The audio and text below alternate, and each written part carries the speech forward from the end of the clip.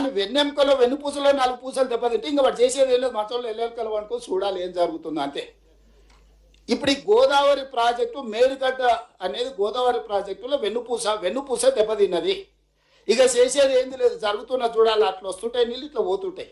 దీన్ని ఇట్లా ఆపినావు అనుకో, 80,000 పుస్తకాలు చదివిన మేధావి 9.5 ఏళ్ళు కష్టపడి ఆపితే 3 ఏళ్ళలో కట్టిన కాళేశ్వరం కూలేశ్వరం అయి కుప్పగూలింది.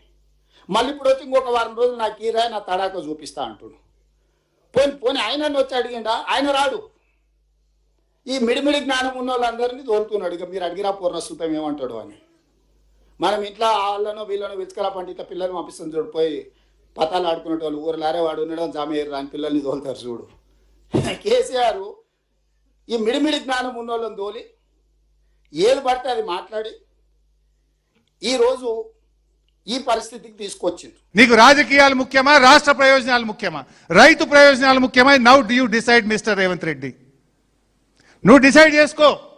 చిల్లర రాజకీయాల కోసం కేసీఆర్ కు పేరు వస్తుందని 89,000 క్యూసెక్కుల వరద ఈ నిమిషానికి పోతుంటే మోటార్లు ఒత్తకుండా రైతుల్ని ఎండబెట్టి ప్రజల గొంతు ఎండబెట్టి నువ్వు ఇలా కిందికి నీళ్లు జార విడుస్తున్నావు, తెలంగాణకు అన్యాయం చేస్తున్నావు. మళ్ళీ చిల్లర అబద్ధాలు. నల్లొత్తే కదా బిందె నింపుతా, వానకు పడితే కదా నీళ్ళు వచ్చేది. మేము పైన తమ్మిడి హెట్టి కానీ కింద వీళ్ళు చెప్పిన కాళేశ్వరం దగ్గర కానీ, ఎస్ నేను చెప్పిన మేడిగడ్డ దగ్గరనే నిన్ననైతే 1,22,000 పోయినాయి, ఇవాళ 79,000 పోతుంది. ఇంకా 4 రోజుల దాకా నీళ్లు చుక్క చుక్క ఎత్తు లావట్టు.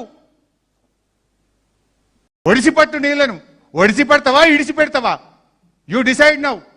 1,00,000 కోట్లు ఖర్చు పెట్టి చేసిన అంటున్నాం. ఇప్పుడు నీకు మొత్తం కాళేశ్వరం ప్రాజెక్ట్ అంటే ఒక లక్ష్మీ బరాజ్ కాదు కదా. లక్ష్మీ బరాజ్ ఉన్నది,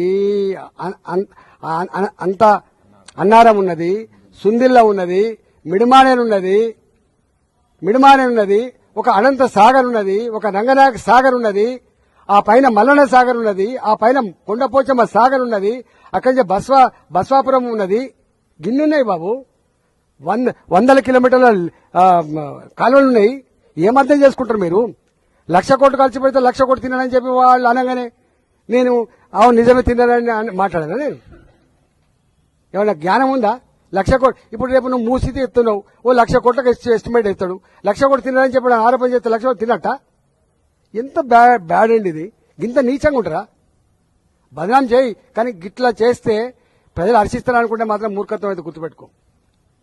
ఇవాళ కాళేశ్వరం ప్రాజెక్టు కొన్ని 100 టీఎంసీల రిజర్వాయర్లు, కొన్ని 100 కిలోమీటర్ల పైప్ లైన్లు, కొన్ని 100 కిలోమీటర్ల కాల్వలు, 10ల సంఖ్యలో టన్నల్స్, మోటార్లు, పంపులు, కొన్ని పెద్ద పెద్ద టవర్లు, ఎలక్ట్రిసిటీ టవర్లు, పెద్ద పెద్ద లైన్లు అనేకం ఉన్నాయి కదా.